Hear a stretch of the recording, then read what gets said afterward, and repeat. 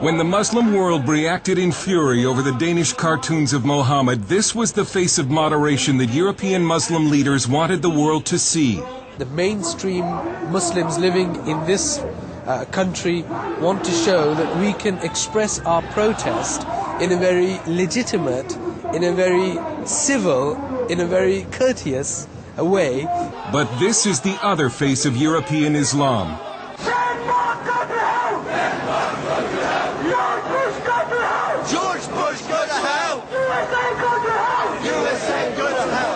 This is footage of the demonstration outside the Danish embassy in London, provided to CBN News by the NIFA Foundation, an anti-terrorism group. What you can't see in this video is that one of the demonstrators is dressed as a suicide bomber. Even moderate British Muslims were outraged that no one was arrested, even though British law forbids incitement to murder. But it follows a pattern of extraordinary and some would say dangerous tolerance of Muslim radicals.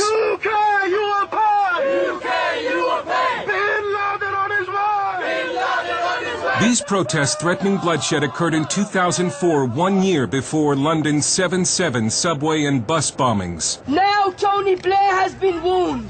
Pull your troops out of Afghanistan. Pull your troops out of Iraq.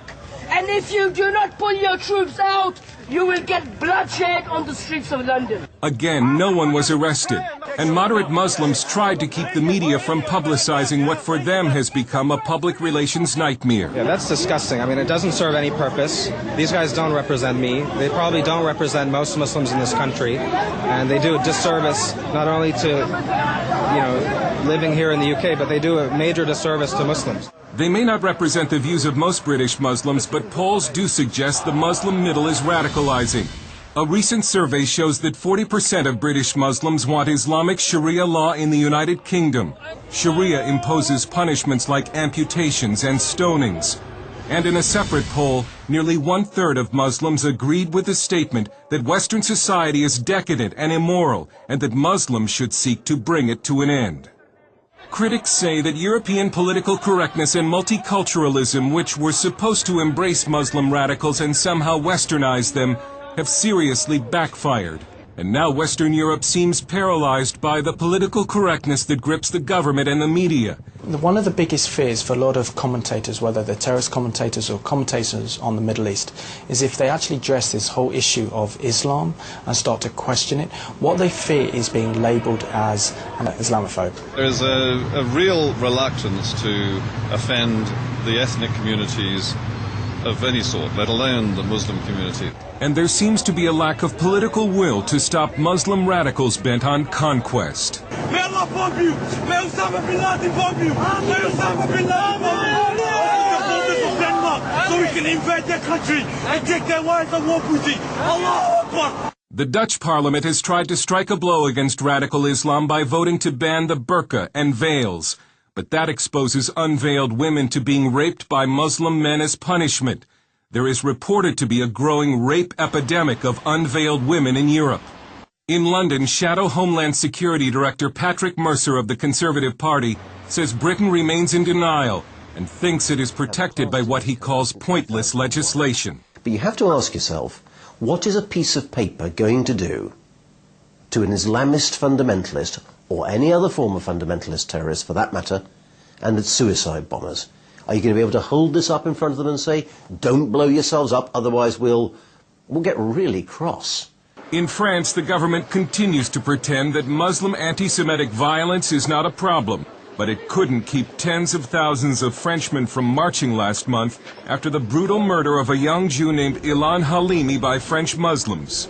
Halimi was held for ransom and then tortured to death by Muslim immigrants who phoned his family and recited to them verses from the Quran as their son screamed in agony. French conservative political writer Guy Millier. A lot of Jews in Europe, and especially in France, are really scared about the future. I have many Jewish friends, and they say to me, we think we shall have to leave France to go to the United States, to Canada, to Israel, but France will not be our country anymore. It's a similar story all over Europe.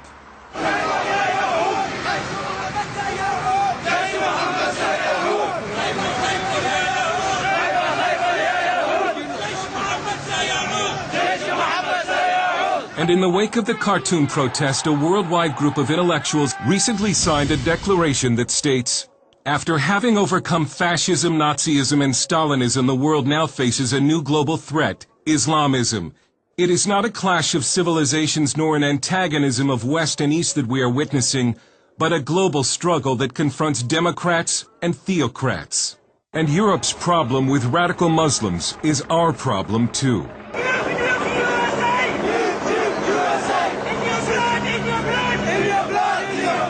Political correctness has been the fertilizer that has helped Muslim radicalism grow in Britain.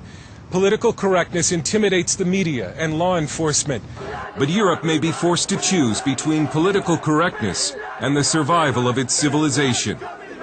Dale Hurd, CBN News, London.